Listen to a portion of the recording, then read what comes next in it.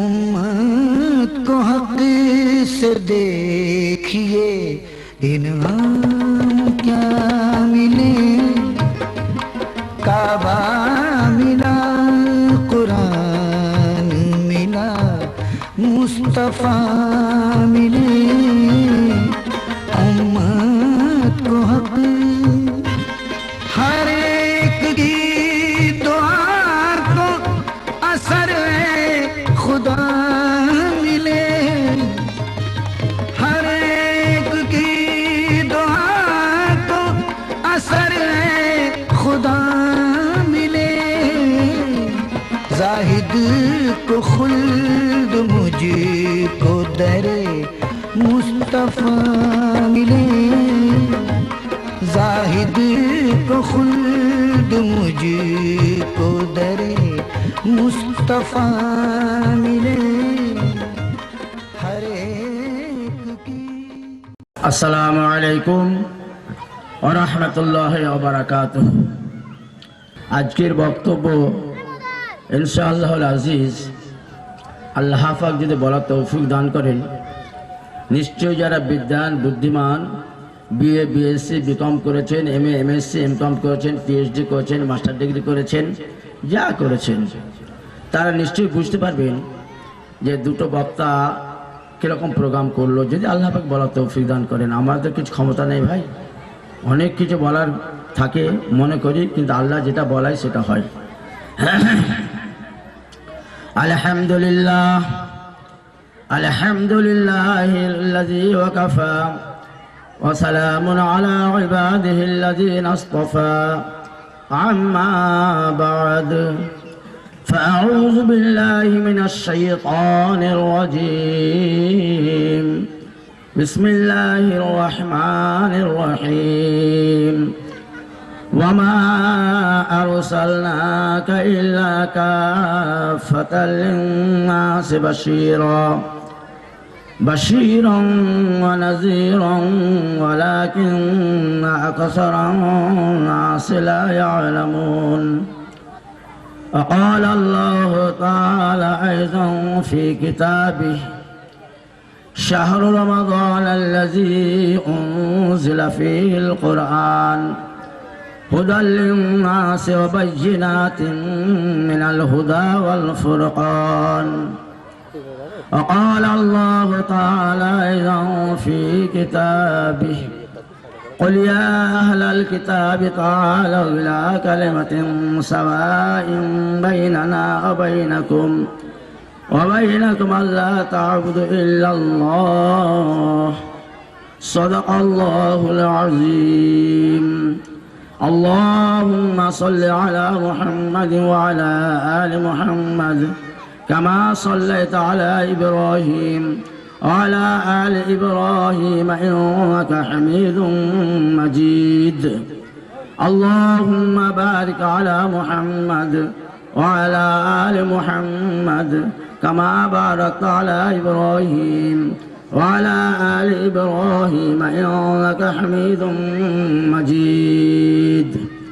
ربنا آتنا في الدنيا حسنة وفي الآخرة حسنة وقنا عذاب النار. সর্বপ্রথমে একই মাত্র উপাস্য আল্লাহ জাল্লা শানু তার গ্রন্থমুকুট কোরআনুল হাকিম হতে কয়েকটি আয়াত অপূর্ণ অবস্থায় পাঠ করিয়াছি। ঠিক তারপরে নবীকুল শিরোমণি আহমদ মুস্তফা মোহাম্মদ মুস্তফা সাল্লাল্লাহু আলাইহি ওয়াসাল্লামের শানে দুরূদ পেশ করিয়াছি। আপনাদের তথা আমাদের সভাপতি মহাশয়কে শ্রদ্ধা জ্ঞাপন করছি এবং মাইকের আওয়াজ যতদূর যাচ্ছে জাতি ধর্ম পথ মত নির্বিশেষে সকলকে শ্রদ্ধা ভক্তি শুভেচ্ছা সেনাশিস শ্রেণীমতো নিবেদন করছি। আজকের এই মহান সভা, পৃথিবীতে অনেক সভা হয়, আমি নুরুল ইসলাম চ্যালেঞ্জ দিয়ে কথা বলে আল্লাহর উপরে ভরসা করি। পৃথিবীর কোনো সভা এর মতো এরকম শিষ্টাচারপূর্ণ ভদ্রতাপূর্ণ যে সবাই মানবের মধ্যে মানবিকতার গুণ বিকাশ ঘটে, মানুষের মধ্যে মনুষ্যত্বের বিকাশ ঘটে, এইরকম সভা ছাড়া পৃথিবীতে কোনো সবাই দেখাতে পারবেন না। এক নম্বর কথা, আজকে আমার বক্তব্যের বিষয় থাকবে সর্বে ধর্মীয় হযরত মুহাম্মদ সাল্লাল্লাহু আলাইহি সাল্লামের অবস্থান। আর দু নম্বর থাকবে কোরআন ও বিজ্ঞান। 3 নম্বরে থাকবে ইসলামবিহীন জীবনযাপন, অমানবিক পশুত্ব।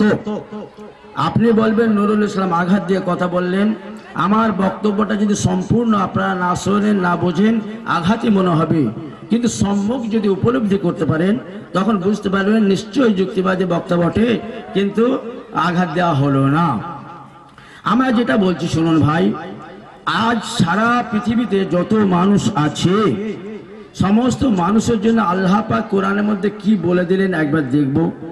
হিন্দু আমার ভাই, খ্রিস্টান আমার ভাই, জৈন আমার ভাই, বৌদ্ধ আমার ভাই, পার্সিক আমার ভাই, পেগন আমার ভাই, আর শিখেরাও আমার ভাই। আমি বলছি যদি কিছু তথাকথিত কিছু মানুষ যাদের খুব জ্ঞান অল্প, তারা বলে আরে হিন্দুকে আবার ভাই বললে ইমান থাকে নাকি, সে কোনটা ইমান সেটা জানে কিনা বোঝা মুশকিল। যেমন ইতিপূর্বে কোন বক্তা বলে গেলেন যে নবী করিম সাল্লাল্লাহু আলাইহি সাল্লাম মিষ্টি খেতে ভালোবাসতেন, মিষ্টি ছেড়ে তবে অন্যকে মিষ্টি খাওয়ার কথা নিষেধ করেছিলেন। এটা কোনো হাদিস নয়, হাদিস নয়, হাদিস নয়, কোনো হাদিস জাল হাদিস নয়, মিথ্যা হাদিস নয়, কোনো কিছু কথা নয়।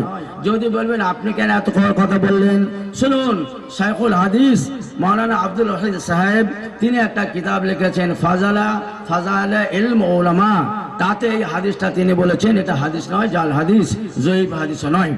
যা এবার যে কথা বলছি শুনুন, আমরা ইসলামের দাওয়াত দিতে গিয়ে আর সারা পৃথিবীর মানুষকে আমরা ইসলামের অমোঘ বাণী, শান্তির বাণী, করুণার বাণী শোনা থেকে কোনো রকম আঘাত না করে ফেলি, সেটা কোরআন কিন্তু অনুমোদন দেয় না। যেমন বলা হয়েছে যে কিছু মানুষ বৈরাগ্য জীবনযাপন করে, কটাক্ষ ভাবে বলা হচ্ছে, ওই রকম ভাবে মানুষকে কটাক্ষ করে বলা যায় না। ওইটাকেই যদি যুক্তি দিয়ে বলা যেত তাহলে কেউ আঘাত নিত না। যাই হোক ভাই, যে কথা বলতে চাইলাম, কোরআন বলছে, এবার আমি আসল বক্তব্যে যাব। কোরআন বলছে যে আমা আরসালনাকা ইল্লা কাফাতাল লিন-নাসি বাশীরাও ওয়া নাযীরা ওয়ালাকিন্না আকসারান নাস লা ইয়ালামুন। আল্লাহ পাক কোরআনের মধ্যে বলছেন আমি আমার নবীকে পাঠিয়েছি শুধুমাত্র মুসলমান নবী করে পাঠানো হয় না, not for Muslim, for human, মানব জাতির মানব মণ্ডলীর নবী করে পাঠানো হয়েছে। আর নবীর কাজ কি?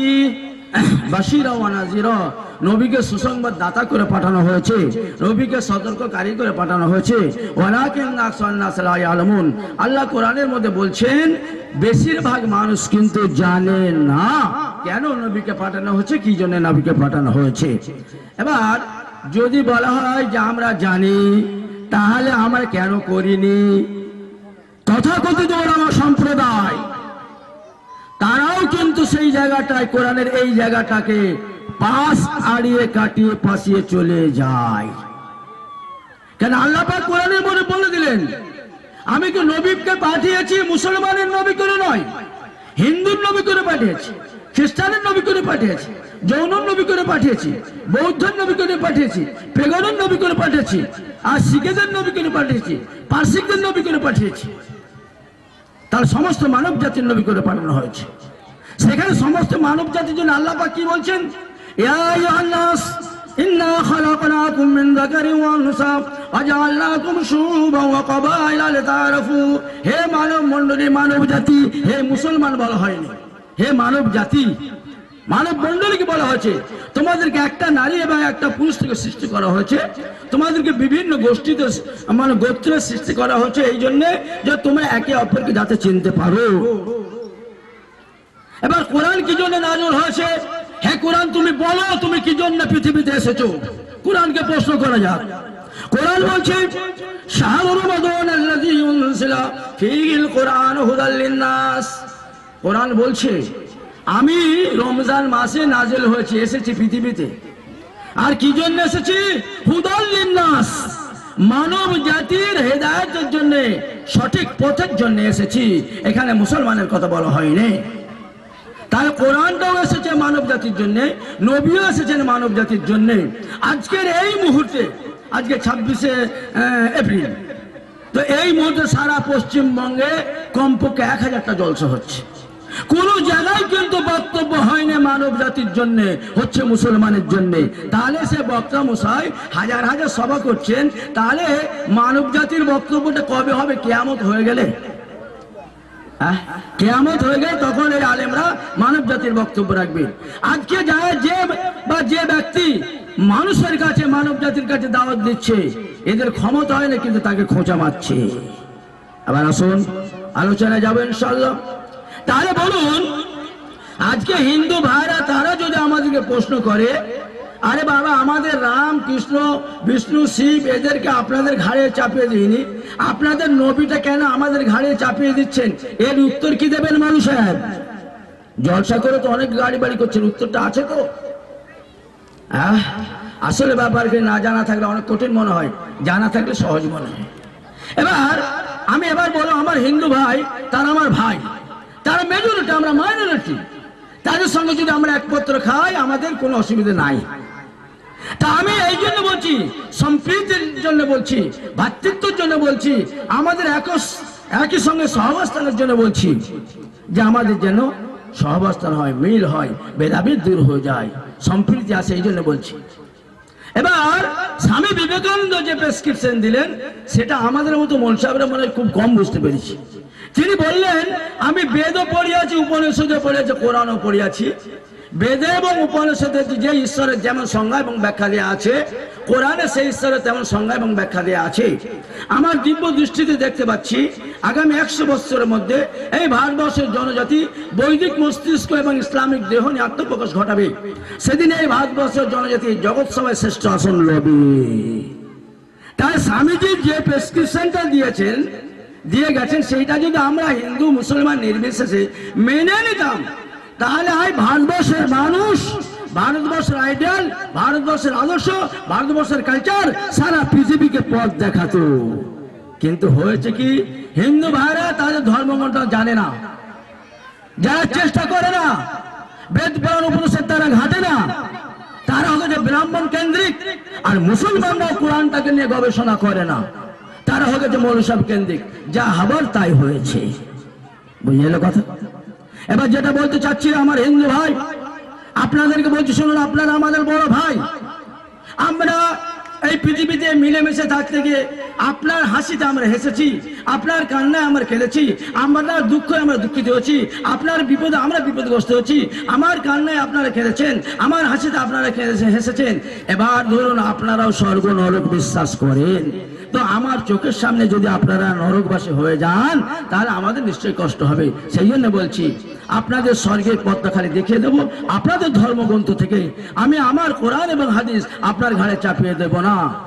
এবার আবার বলছি শুনুন, আপনারা আপনাদের ধর্মগ্রন্থ ভুলে গেছেন।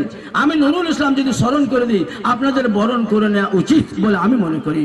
এবং আমি নুরুল ইসলাম, আমি যদি কোরআন হাদিস বলে যাই, আপনারা যদি স্মরণ করে দেন, আমি বলছি বরণ করে নেব। তাই এবার আলোচনা হোক। আমি কিছুদিন আগে একটা পণ্ডিতের সঙ্গে ফোনে আলোচনা করলাম, পণ্ডিতের নম্বর পেয়ে গেলাম। তিনি বিরাট পণ্ডিত মানুষ, গীতার ভাষ্যকর। বলে, স্যার আপনার সঙ্গে আমি কিছু আলোচনা করতে চাই, আমার তো ক্ষুদ্র জ্ঞান নাই, তা আলোচনা করতে চাই।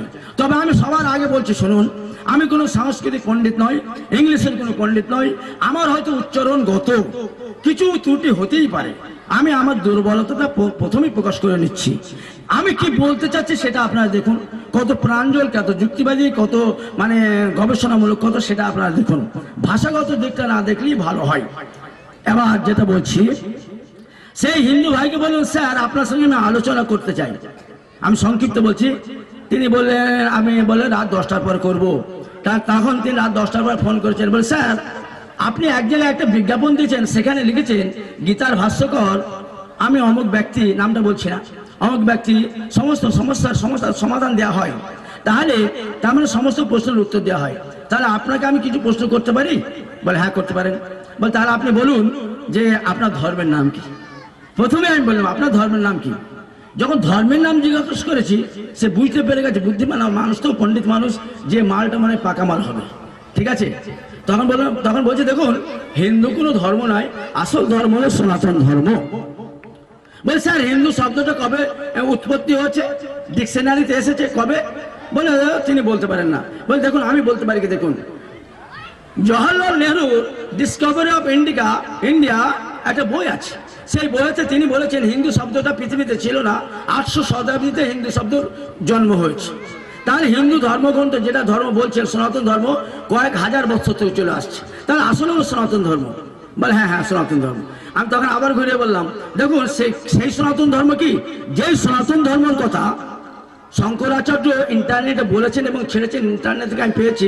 তিনি এক জায়গায় বলতে চাইলেন কি, এই কথাটি ঠিক বলতে চাইলেন, जिसने इस्लाम को मान लिया उसने सनातन धर्म को मान लिया, जिसने सनातन धर्म को मान लिया उसने इस्लाम धर्म को मान लिया। তাহলে তিনি সনাতন ধর্ম আবার ইসলাম ধর্মকে এক বোঝাতে চেয়েছেন, কিন্তু ডিটেলস আলোচনা করেন না। এবার আমরা সনাতন ধর্ম এবং ইসলাম ধর্ম এক কোথায় আছে, কোথায় কোথায় এক আছে, মৌলিক আছে, সাদৃশ্য আছে, সেগুলো আলোচনা করব। এবার তথাকথিত কিছু স্বল্প বুদ্ধি সম্পন্ন আমাদের ধর্মীয় পণ্ডিত, মানে বড় জামা পড়লে বড় পণ্ডিত হয়ে যায়, তারা বলবে যে আরে বাবা এগুলো আলোচনা করার দরকার কি আছে, এটা বলতে পারে। আমি আবার আপনাদের একটা উদাহরণ দিয়ে বলি। আমি উত্তর দিনাজপুর গিয়ে জলসায় করে এসেছিলাম, সেখানে একটা বক্তার সঙ্গে আমি ঠিক বক্তব্য করেছি, আর বেদ পুরাণ উপনিষদ গীতা থেকে কথা বলি, আল্লাহ পাক বলান। তার সঙ্গে আবার জলসাও আরম্ভ হচ্ছে এক জায়গায়। তিনি বলছেন মাওলানা সাহেব কোরআনে তো লক্ষ লক্ষ কথা আছে, হাদিসে লক্ষ লক্ষ কথা আছে, তাহলে আপনাকে বেদ পুরাণ উপনিষদ গীতা বাইবেল জিন্দাবাদ তেলেফেটো গ্রন্থ সাহেব ইঞ্জিল এসব সম্বন্ধে কেন বলতে হবে? বলে দেখুন আমার কি ভুল হচ্ছে বলা? বলে দেখুন আমার মনে হচ্ছে ভুল হচ্ছে। বলে তাহলে দেখি আমার বক্তব্যের পক্ষে আমি কোরআনের কিছু দলিল দিতে পারি কি, দেখুন আসুন। আমি তখন কোরআনের সূরা আলে ইমরানের সূরাটা আয়াতটা পড়লাম কি, কুলিয়া আহলাল কিতাব তাআলাউ ইলা কালিমাতিন সাওয়াইন বাইনানা ওয়া বাইনাকুম আল্লা না'বুদা ইল্লাল্লাহ। আল্লাহ বলছেন নবী আমার নবী মুহাম্মদুর রাসূলুল্লাহ সাল্লাল্লাহু আলাইহি ওয়াসাল্লাম, আপনি সেই সব মানুষদের ডাকুন যাদেরকে ইতিপূর্বে কিতাব দান করা হয়েছিল, তাওরাত ইনজিল জবুর সহিহ দান করা হয়েছিল, তাদেরকে ডাকুন এবং তাদেরকে ডেকে আলোচনা করুন। আসুন আপনারা, আমরা তাহলে কোরআন যখন ডাকতে বলছে, তাহলে আমরা হিন্দু ভাইকে ডাকতে পারি, খ্রিস্টান ভাইকে ডাকতে পারি, ইহুদি ভাইকে ডাকতে পারি, বৌদ্ধ ভাইকে ডাকতে পারি, শিখ ভাইকে ডাকতে পারি। আল্লাহ বলছেন ডাকুন তাদেরকে, ডেকে বলুন আসুন আপনাদের সঙ্গে আমাদের সঙ্গে ধর্মের ব্যাপারে কোন জায়গায় মিল আছে, সদস্য আছে, এক আছে, আপনাদের কিতাব নিয়ে আসুন। কোরআন বলছে, আপনি কেন মানা করলেন বলুন? আপনি মানা করার জন্য আপনার পক্ষে কোরআন এবং হাদিসের কি দলিল আছে দেখান। তখন বেটা চুপ, বুঝে গেল কথা? তখন চুপ বলিয়ে তাহলে আপনার হলো না। তাহলে मौलाना साहब सुनून, अपने हस्ती को मिटा दे तो अगर मर्तबा चाहे दाना खाक में मिलकर गुले गुलजार बन जाता है। আমি একটা বিরাট কিছু হয়ে গেছে মনে মনে কল্পনা করবেন, এতে কিন্তু বড় হতে পারবেন না। নিজের অহংকার, নিজের আমিত্ব, নিজের গর্বকে মাটিতে মিশিয়ে দাও, তার তোমার মর্তবা বেড়ে যাবে। যেমন দানা মাটিতে মিশে গিয়ে কি হয়, ফুলের বাগান তৈরি হয়ে যায়। ব্যাস চুপ হয়ে গেল। এবার যেটা বলতে চাইলাম, সেই ভাইকে বললাম স্যার আপনি তো বললেন তাহলে হ্যাঁ সেই সনাতন ধর্ম, আর শঙ্করাচার্য যে বলেছেন সনাতন ধর্ম মানে ইসলাম ধর্ম এক, সেটাকে আপনি কি ব্যাখ্যা দিচ্ছেন? তখন তিনি বলছেন যে আসলে ওনারা তো পণ্ডিত মানুষ, ওনারা তো ধর্মগুরু নয়। বলে দেখুন আপনার সনাতন ধর্মটা একেশ্বরবাদ না সর্বেশ্বরবাদ বা বহুশ্বরবাদ? তখন তিনি বলছেন এই বাচ্চাগুলো পালা বাবা, তোরা তো বুঝতে পারবি না, তোর বাপেদের খুব কষ্ট হবে, পালা। তো শুনুন, যেটা বলতে চাইলাম যে স্যার আপনার ধর্ম গীতা ধর্ম অনুযায়ী সনাতন ধর্মটাকে সর্বেশ্বরবাদ না একেশ্বরবাদ, একটা ঈশ্বর না বহু ঈশ্বর বলুন? তখন বলে দেবদেবীর অস্তিত্ব আছে। আমি বল দেখুন আপনি বলছেন দেবদেবীর অস্তিত্ব আছে, কিন্তু অথর্ববেদের 32 নম্বর অধ্যায়ের 3 নম্বরে অনুচ্ছেদে বলা আছে না তাস্তি প্রতিমা আস্তি প্রতিমা আস্তি। অথর্ববেদে বলা আছে যে যিনি ব্রহ্ম, যিনি আল্লাহ, যিনি খোদা, যিনি ভগবান, যিনি মারাঙ্গুরু, যিনি গড, তিনি এক এবং তিনার কোনো প্রতিমূর্তি নেই, ফটো নেই, ছবি নেই, মূর্তি নেই, কিছু নেই। আপনার বেদ বলছে, এবার কি বলবেন বলুন? শুধু তাই নয়, স্বামী দয়ানন্দ সরস্বতী চতুর্বেদী তিনি 4টে বেদ কিনে তন্ন করে গবেষণা করেছেন। গবেষণা করার পরে তিনি একটা বই লিখেছেন, বইটার নাম হচ্ছে সত্যার্থ প্রকাশ। তিনি সেই বইটা লিখে সারা পৃথিবীর 700 কোটি মানুষকে চ্যালেঞ্জ দিয়েছেন, বেদেতে কোনো জায়গায় পৌত্তলিকতাবাদ নাই বা অবতারবাদ নাই। অবতারবাদ মানে হচ্ছে যে মূর্তি পূজা নাই, এবং এই যে পৌত্তলিকতাবাদ মানে হচ্ছে মূর্তি পূজা নাই। অবতারবাদ মানে হচ্ছে বারে বারে স্বর্গ হতে মরতে যে মানবরূপী ভগবান আসেন, এটা নাই। এবার কি বলবেন স্যার? এই তো আপনাদের পণ্ডিত, আর আমি যে কথাগুলো বলছি আমার তো নিজস্ব কোনো ভাষা নয়। আমার বক্তব্যের পক্ষে রয়েছেন কে? স্বামী বিবেকানন্দ রয়েছেন। আমার বক্তব্যের পক্ষে রয়েছেন স্বামী দয়ানন্দ সরস্বতী রয়েছেন। আমার বক্তব্যের পক্ষে পণ্ডিত লালা হংসরাজ রয়েছেন। আমার বক্তব্যের পক্ষে আপনার অসিত কুমার বন্দ্যোপাধ্যায় রয়েছেন। আমার বক্তব্যের পক্ষে মানে আর সব অনেক বক্তব্য রয়েছেন রাজা রামমোহন রায় রয়েছেন, কেশব সেন রয়েছেন। আমার বক্তব্যের পক্ষে আমার নিজের কিছু ভাষা নাই, আপনি একটু আমাকে বুঝিয়ে দেন, ঠিক আছে? এবার যখন বললাম তখন বলছে দেখুন আপনি একবার কলকাতায় আসুন। বল নিশ্চয়ই আমি কলকাতায় যাবো, যেতে আমার কোনো অসুবিধা নাই, কিন্তু আমি তো একবার দেখবো যে আপনার কাছে গিয়ে আমি কিছু পাই তবে তো যাবো, আমার অমূল্য সময় নষ্ট করে। এবার তখন বলছে স্যার এবার বলুন যে একে আগে এক নিয়ে আলোচনা করা হোক। এককে আপনি কি বলে ডাকবেন? ভগবান বলে ডাকবেন, রাম বলে ডাকবেন, কৃষ্ণ বলে ডাকবেন, বিষ্ণু বলে ডাকবেন, শিব বলে ডাকবেন, লোকনাথ বলে ডাকবেন, বালক ব্রহ্মচারী বলে ডাকবেন, যা বলে ডাকবেন, রজনীশ ভগবান বলে ডাকবেন, যা বলে ডাকবেন, আগে একের উপর আলোচনা হোক। আমরা হলাম একেশ্বরবাদী।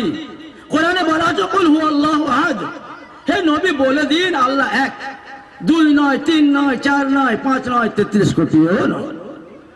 এবার আসুন আলোচনা হোক। তখন বই শুনুন, আপনি কি উপনিষদটাকে ধর্মগ্রন্থ বলে মনে করেন? মনে করেন? বলে হ্যাঁ। এবার বলুন তো, হ্যাঁ আপনি যে কথা বলছেন এই কথাটা স্বামী বিবেকানন্দ বলেছেন। স্বামী বিবেকানন্দ বলেছেন আসল ধর্মের বাণী হলো উপনিষদ। সেই উপনিষদে একের কথা কি বলা আছে আমরা দেখে আসুন। আমার কাছে উপনিষদ আছে যে এক ছাড়া দ্বিতীয় কেউ নাই, কমপক্ষে আমি 100 জায়গায় দেখাতে পারবো ইনশাআল্লাহ। আর উপনিষদের দাম খুব কম নিয়েছে, মাত্র 300 টাকা, ঠিক আছে?